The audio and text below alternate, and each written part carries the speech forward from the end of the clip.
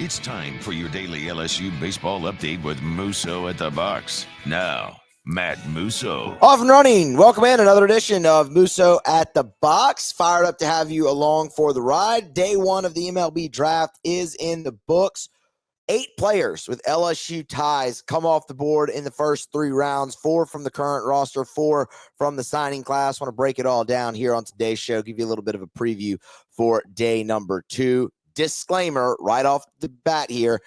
This show is being recorded before day number 2 gets underway. So depending on when you listen to this, might be some guys we talk about that necessarily now have been drafted, but we'll obviously continue the draft coverage throughout the week and get a better picture of LSU's roster. So we will focus mainly on day number 1 of the draft here today. Please smash the like button if you have not already. Get subscribed, YouTube channel, and on your favorite podcast app. Just search Musso at the box. Subscribe however you get your podcast, and again on YouTube. Follow on social media, Twitter, X, at Musso Matthew, Instagram, Facebook. You can find me there as well. And let's go ahead and get started. Man, a couple surprises at the top of the draft. Obviously, it was widely thought. I mean, when we left here Friday and Saturday, Kade Anderson was a pretty overwhelming favorite in Vegas to go number 1 overall.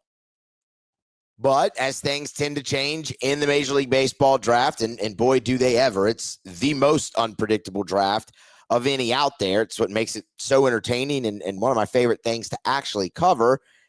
The Washington Nationals see a player in Eli Willits who they like a lot, and they can also get under slot. And again, that's why when we do these shows, I start just about every one of them giving you the teams with the biggest bonus money pool, the teams with the lowest bonus money pool, because it matters.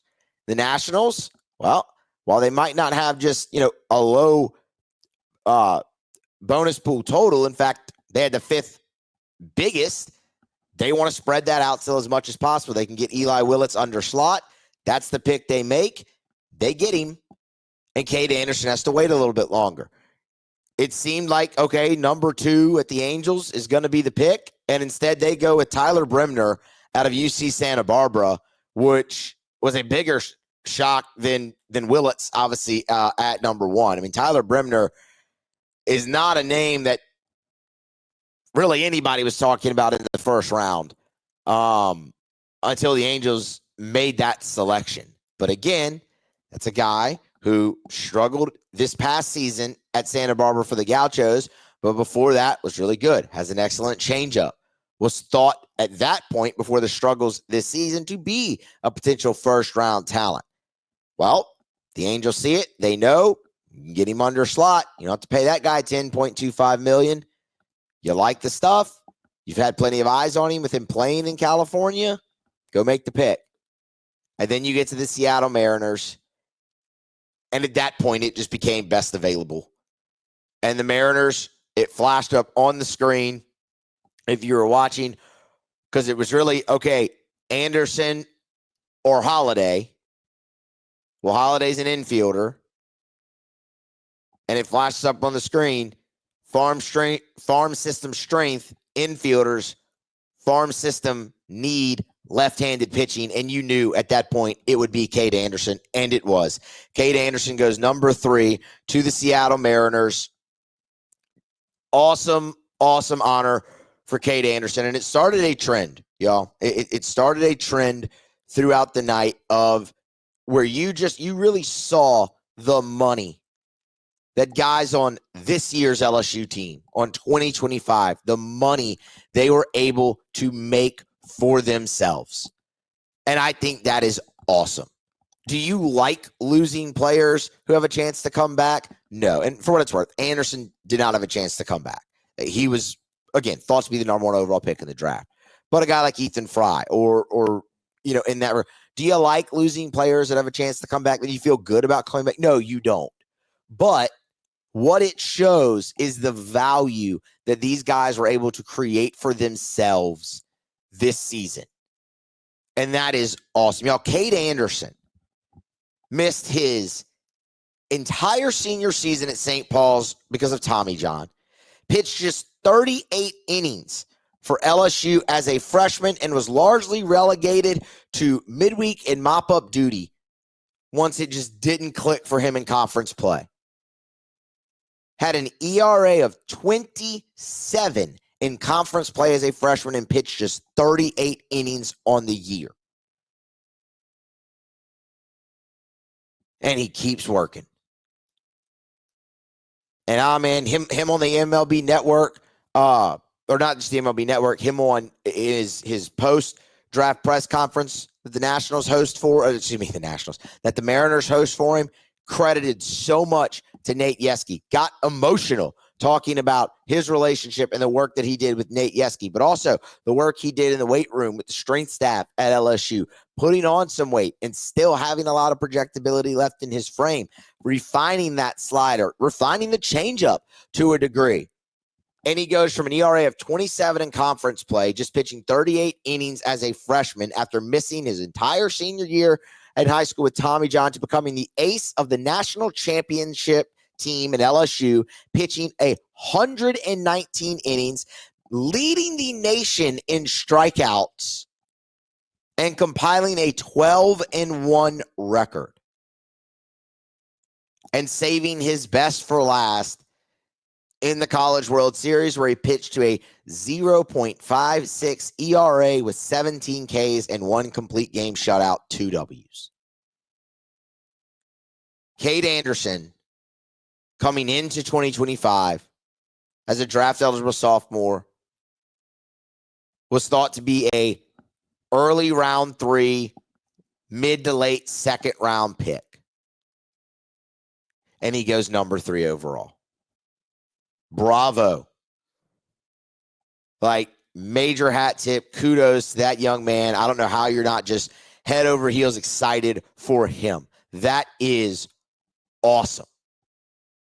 Where, I mean, y'all, if you're looking at slot values at that point in the draft where he was thought to be, I mean, you're looking early third, you're at $1 million, right above $1 million. Mid second, you're at 1.7, 1.6. MLB Network reported last night that Kade Anderson has agreed to an $8.8 million signing bonus with the Seattle Mariners. That's about $700,000 under slot. So he basically got full slot and made himself $7 and some change $1 million more with that season that he just had. And that's awesome. He becomes the 4th top 5, not first round, not top 10, 4th top 5 selection for LSU in the last 4 years. 4 years for Jay Johnson, 4 top 5. 4 top 5 selections. How's that for recruiting?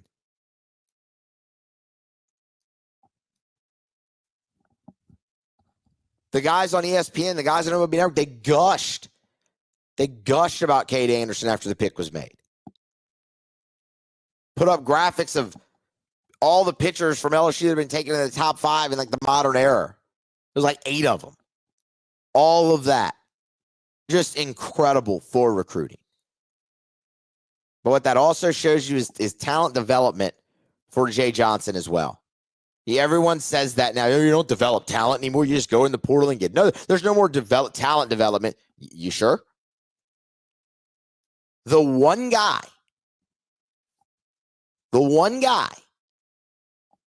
out of the top 5 picks that Jay has had, the 4 top 5 picks, the one guy that didn't spend more than 1 year, or I should say that only spent 1 year with Jay Johnson, was Paul Skeens.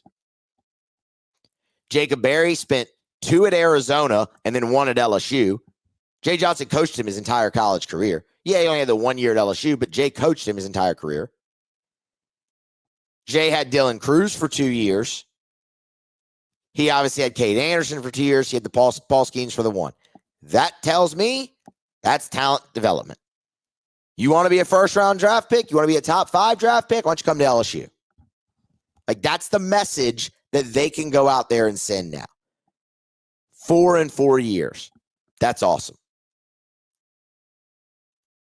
And that has to be an LSU record. Like, that has to be an LSU record.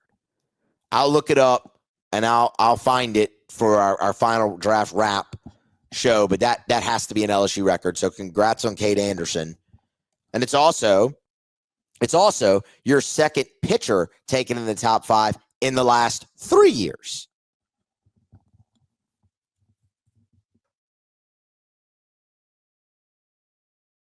Excuse me, sorry. Just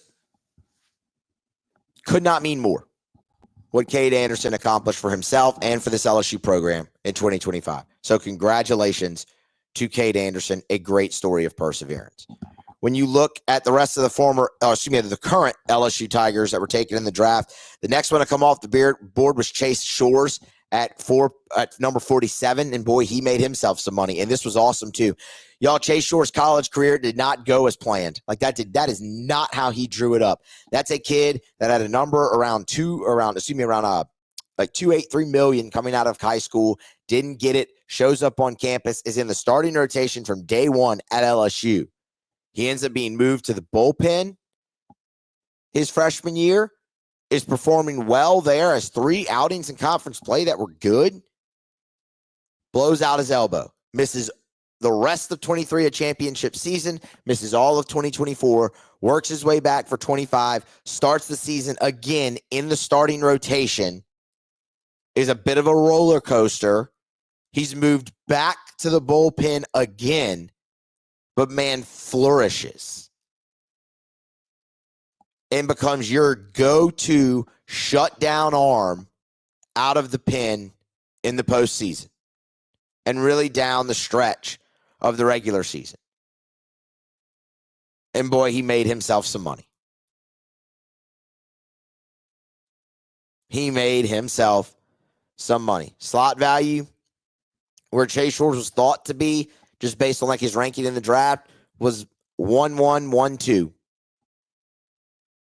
What Chase Shores actually ends up at slot value, $2 million. You can look at that and say Chase Shores made himself almost $1 million. And he might go a little bit over that slot. It wouldn't surprise me. He went to the Angels, and the Los Angeles Angels have the 3rd biggest bonus pool. Chase Shores has 2 years of leverage. I think he's going to get a little bit over the $2 million as well. And that's awesome. Made himself tons of money this season. I think the Angels will probably move him back into a starting rotation role. I'll be very interested to see if he can stick there. The sinker-slider combo is deadly, but it's still just 2 pitches. He's going to need to develop more into that changeup and more with the more with a 4th and maybe even a 5th pitch, I think, to really stick as a starting pitcher at the next level. That's why when you look at Chase Shores, you go, why can't he come back at LSU and be a starter? Well, you've tried it twice. Albeit circumstances weren't great. But would it have been how much stride could Chase Shores have made with changeup to be a starter at the college level? It makes sense to me, after trying it twice, to go start your pro career where all it is you working. It's not about having to win games in the minor leagues. It is you working on you, developing, and going forward. And I think he'll get a little bit over the $2 million slot value to do so. So hats off to Chase Shores. You talk about a guy who just kept working throughout everything, being moved out of the starting rotation twice. Tommy John in the recovery, kept working, and it paid off. Great story of perseverance for Chase Shores. He's a great Tiger, one you will remember forever because, my goodness, he throws 101, and he was absolutely dominant in the postseason, and that's what folks remember. 34, left a great legacy at LSU, and you wish him nothing but the best going forward. Anthony Iansson comes off the board next when it comes to current LSU Tigers. Iansson had to wait a little longer than I think many of us thought that he would. I know that I thought that he would. He goes 87th overall, so very about midway through the third round. Goes to the Boston Red Sox, just the pinnacle franchise in Major League Baseball. Could not be happier that Anthony Iansson is with the Boston Red Sox. He'll be a future Cy Young winner, a future All-Star, a future MVP, and then they will undoubtedly trade him to the West Coast because that's what the Boston Red Sox do, and that part I don't love. But obviously, in jest, Red Sox fan, just all of that. But I do think Anthony Iansson has a great chance to make it in Major League Baseball, whether that's in Boston. Obviously, I hope that it is. But whether that's in Boston or wherever he might go, he's also going to be a very valuable trade piece because of what he is. Anthony Iansson, depending on which top draft rankings you looked at, I mean, MLB.com had him at 40. The Red Sox got him at 87. Like, Anthony Iansson is the value pick that you see right now if you're looking at LSU Tigers. And another guy that made himself money. Did he go a little later than he wanted? Sure. But that's still $900K, and they might have to pay him a little bit extra. Maybe not much. But could Anthony Iansson get it to seven figures? Could the Red Sox bump him $100K or extra? Sure. It's more than Anthony Iansson would have gotten at San Diego. Right? Like, that's the point I make about him making money. He bet on himself coming to the SEC, wanted to show that he could compete at the highest level, did, and it pays off for him in the end as well. And I cannot wait to watch him go do his thing at the next level. Whether it's as a reliever or as a starter, we'll see where he fits. But, I mean, Iansson showed you that he could throw 100 innings.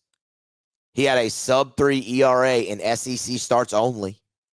Like, against the best competition that college baseball has to offer, that many people say is the closest thing to AA baseball other than AA baseball.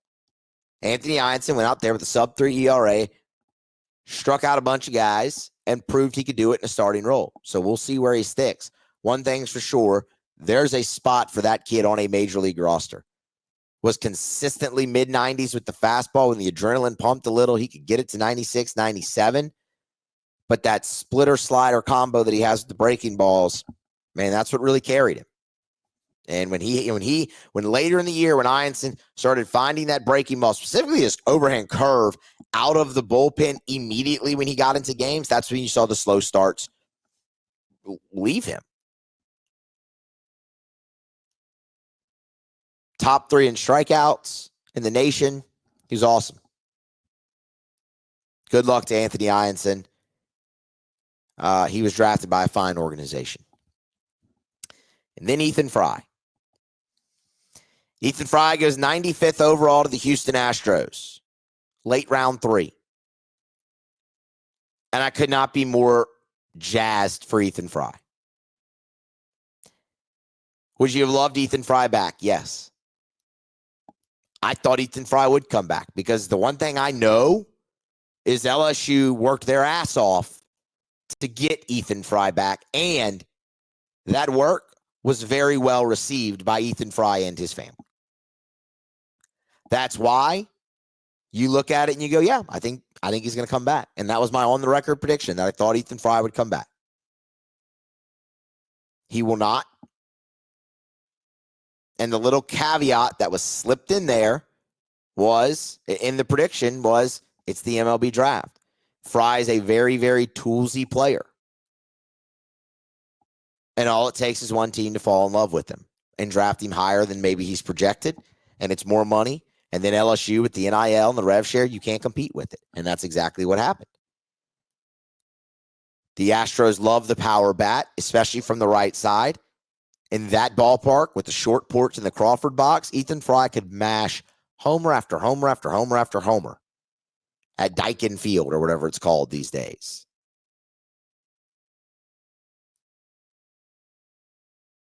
Chandler Rome formerly of The Advocate, who did a great job covering LSU baseball while he was at The Advocate and LSU football, now covers the Houston Astros for the Houston Chronicle. Chandler is awesome at his job. He is very well connected. And he had a report last night that while the slot value at pick number 95 for the Astros is, let me look this up real fast, $803,000. Multiple sources confirmed to him that Ethan Frey would over slot deal. And that says a lot, y'all, of what the Astros think of Ethan Frey, because the Astros have one of the smallest bonus pools in the draft. $7.1 million. But when you look at the Astros draft and what they did early, they had one pick. They had two picks on day one. They took a high school kid with their first pick, which they can probably sign under slot and have more money to kick to Ethan Frey in the third round. I would expect Ethan Frey to get 7 figures or north of that. And my gosh, has he earned it. My biggest takeaway from this draft is the money that was made by players on this current team. And there is nobody that exemplifies that more than Ethan Frey, not even Kade Anderson. Y'all, Ethan Frey, when you think about a journey at LSU and it may be not going as planned, right? I don't know. And then seeing that person reap the benefits of it, I don't know if you can look or need to look any further than a guy like Ethan Frey. Ethan Frey, his first 2 years at LSU, played in 54 games. Or, 53 games. Apologies. Played in 53 games. Dealt with injury as a sophomore. And then as a junior, in a platoon situation early, emerges, is second on your team in hitting, is second on your team in homers, worked through struggles against righty. Like, remember, he was platooning and starting DH or outfield just against lefties. They eased him in, gave him some opportunities, and eventually you just could not take the guy out of the lineup. From playing 53 games his first 2 years at LSU and dealing with injury, Ethan Frey played 62 games in his final season at LSU and turned in the numbers that he did and was massive for you at points. Massive for you at points in the season. And made himself so much money. I mean, y'all, this was a guy, I mean, just to look at it, again, not knowing the final number he'll agree to. We talked about it when we were looking at him potentially staying. Kylie McDaniel had him ranked as the 132nd best player in the draft. Now, again, you don't always get drafted where you're ranked in player rankings because teams have different boards and they value players differently. But just there, you're looking at $500K with a little extra on the top.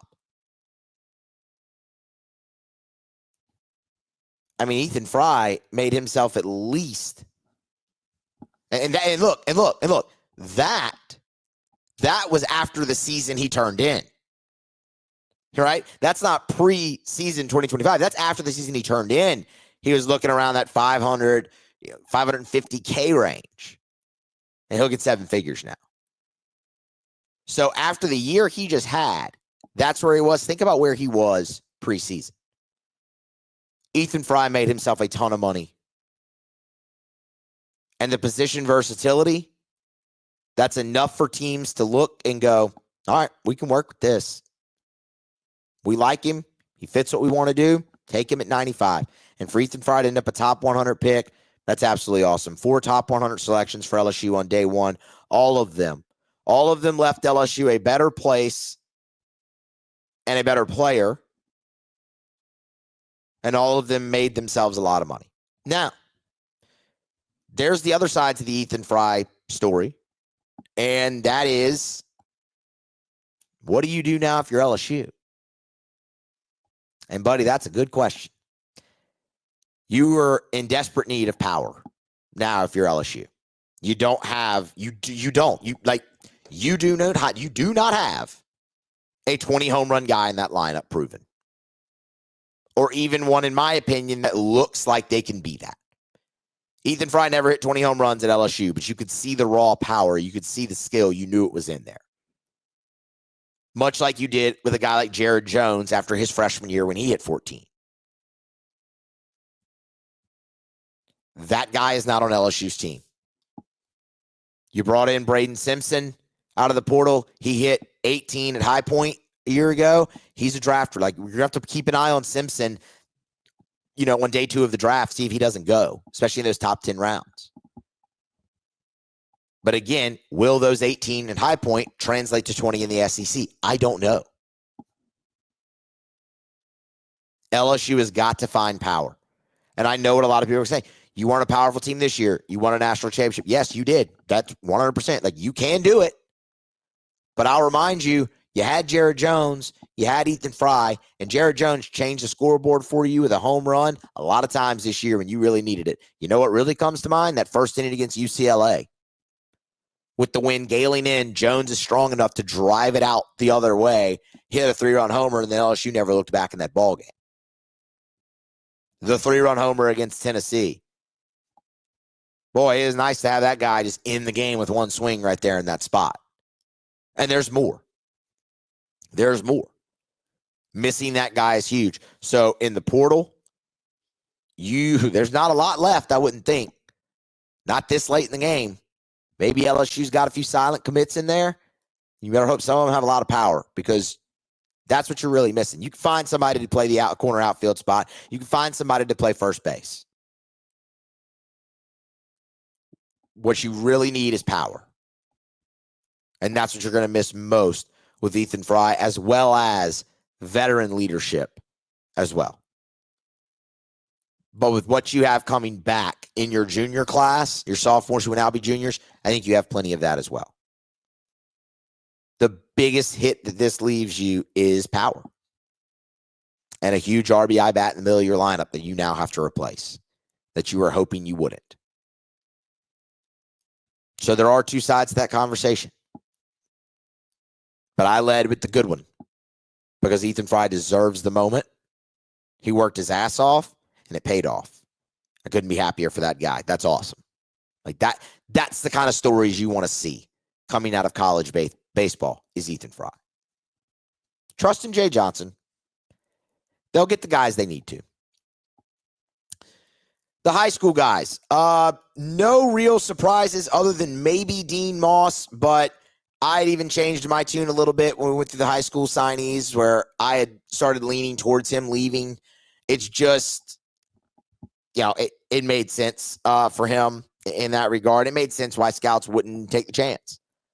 I mean, you always sat here and looked at him and go, my God, goodness, doesn't that look like Garrett Curiel? Undersized outfielder, great hit tool, left-handed bat, above average speed, not elite speed, but above average speed. Finds the barrel often, waiting for the power to come along. I'm not saying that's why he went higher than maybe he was projected. But I can see a spot where scouts are looking at him and go, okay, well, you want the power to come along, but look, we just let a guy who was committed to LSU go like this a year ago. Maybe we shouldn't do that now. And that's really what kind of turned me on that. And you saw him rise late in mocks and things of that nature. And lo and behold, he did go. I think I put it at 65-45 leaving. Well, 65-45 was a lot. He's going to end up getting 7 figures. And he'll go. And that's really the only moderate surprise, I would say. But you knew there was still a risk there. I mean, before that, he was a toss-up. It was never, hey, Dean Moss is coming to campus. Like, it was 50-50. Then I leaned a little bit more the other way that he's going to leave. And there he goes. So you knew Foskey was going to leave. You knew Quentin Young wasn't going to go. You knew Brady Abel wasn't going to come. And look, we talked about Abel. We referenced that tweet from Joe Doyle about front offices feeling they could get guys under slot. I think Brady Ebel is absolutely an under slot sign at 32 overall. But he was motivated to sign. He's grown up around Major League Baseball. He wanted to start his pro career. He goes. You expected that. Foskey, again, that was a guy who was projected a first-round pick at times. Even in Colin McDaniel's 3.0 mock draft last week, he was projected a first-round pick, as was Quentin Young. They had to wait a little longer, but you knew those guys weren't coming. So who are you looking at now, if you're LSU, to really, from your high school class? Briggs McKenzie did not hear his name called in the top 100 picks in the first 3 rounds, the top 105 picks. It's not to say he's going to come to campus, but keep a close eye on that one here, day 2. Miguel Syme Jr., who I do believe is very motivated to sign, as I believe Briggs McKenzie is, did not hear his name called in those first top 105 picks in the first 3 rounds. Keep an eye on him. Day 2, if he continues to fall, that could be huge for LSU. Those were the other 2 to really, really watch. Now, I'd watch Marcos Paz, and I think everybody else is going to make it to campus for LSU signee. So I would watch McKenzie, Simon, Paz. But as I said in the preview show, scouts did not have a lot of time to look at Paz recently because of the arm injury that cost him really his entire senior season and whatnot, and they really got to see him a couple different times in late May and June. But I think you're on track to bring in a really solid signing class. I would watch Chris Stanfield's name today as well. Stanfield, boy, it'd be great to be able to get him back. I still think that's probably a pro career destined for him because I think he's going to get taken somewhere in the top 10 rounds. But keep an eye there. And then obviously Jacob Myers, Jaden Newt, like guys like that. Dickinson and Jones, I would expect them to fly off the board pretty early on day 2, which is great and as expected. But in terms of your signing class, I think LSU's in pretty darn good shape. Pretty darn good shape here as they go into day 2. I don't think you should be in for any surprises in that regard. I don't think. The MLB draft, as we learned at the top of it on day 1, is full of surprises. And that's what makes it very, very unique. But a good first day for LSU. And congratulations to all the current, now former Tigers selected and to the signees as well. At least they're not going to a rival university, right? So best of luck to them in their pro career. We'll keep up with them as we tend to do with a lot of names. And we all know them that we've seen make it to Bryce Terang, Trevor Story for a long time in the major leagues, Joey Gallo for a long time in the major leagues, right? I mean, there's plenty now Jacob Mizorowski, right? That we keep up with, and I'm sure we'll do the same with these guys. That's going to wrap it up. Y'all smash the like button, please, on your way out. Get subscribed, YouTube, and on your favorite podcast app. Smash the like button. Please share, follow on social media. Be here next time for more. We'll recap day 2 of the MLB draft on Musso at the Box.